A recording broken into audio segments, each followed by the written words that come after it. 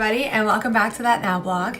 I just got back from LA, so I'm feeling super inspired, and it's still May, so we're still manifesting, and I'm back with more ways that you can manifest the things that you want right now.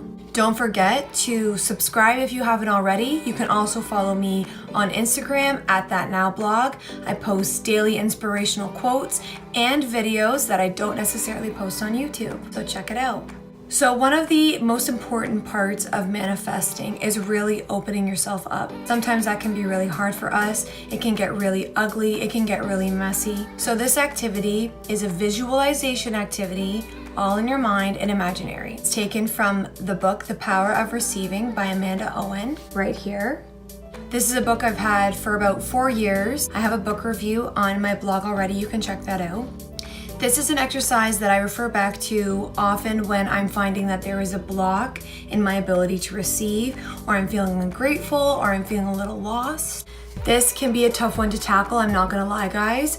I felt a little bit of embarrassment, a little bit of personal shame when I exposed myself to my inner demons and my monsters. So just bear with yourself, challenge yourself to get through it, and keep going back to it as often as you can. So I've broken down this monster party into 5 simple steps. So first you wanna find somewhere peaceful, somewhere quiet, that you can relax and unwind and properly visualize everything that you're going to need to get through this activity correctly. Step 1, setting up the venue to the party. Spare no expense. Like I said, this is completely imaginary.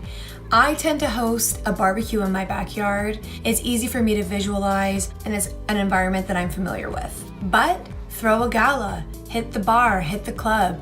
2, so once everything's set up and you're mentally prepared to do this, go to the door or a closet and invite your monster into the party. Now, keep in mind, you may have a difficult time identifying your monster right away. It could be a person, maybe an ex, maybe a family member that has hurt you, maybe a friend that has scorned you, or it could be an emotion, something like fear of rejection, self-doubt, anger.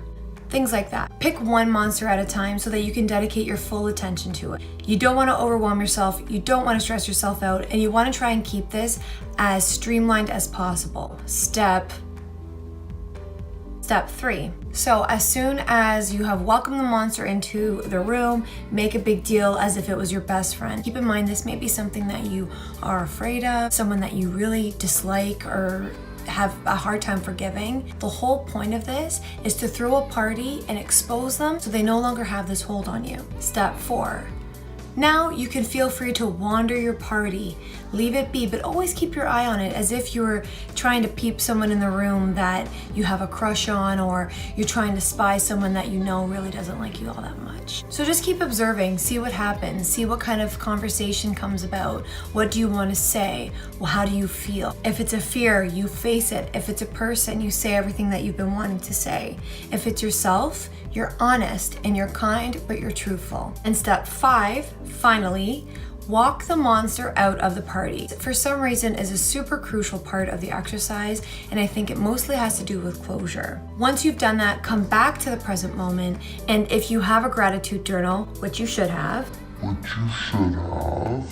write down some of your observations, maybe some things that you felt, maybe notice if your monster was pain or fear or anger, and write that down too. That way you can go back to it later and see how much you've grown. Once you start becoming more and more familiar with your monster, you'll find that it no longer is a monster. You've actually conquered this demon, and you no longer want to invite it to this party. Don't get me wrong, this is a super challenging exercise. First time I did it was 4 years ago when I first got the book. I was super embarrassed, had a lot of personal shame about who was holding me back and what was holding me back. Working out your brain and working out your mind is just as difficult, if not more difficult, than working out your body. It's easy to see the physical results from consistency, but not necessarily easy to see consistency of mindful activities. But trust me, once you see the results, you'll just start seeing them and seeing them more. Keep manifesting, like this video, share it with someone that you think might like it too, and don't forget to come find me on Instagram at That Now blog. Bye guys.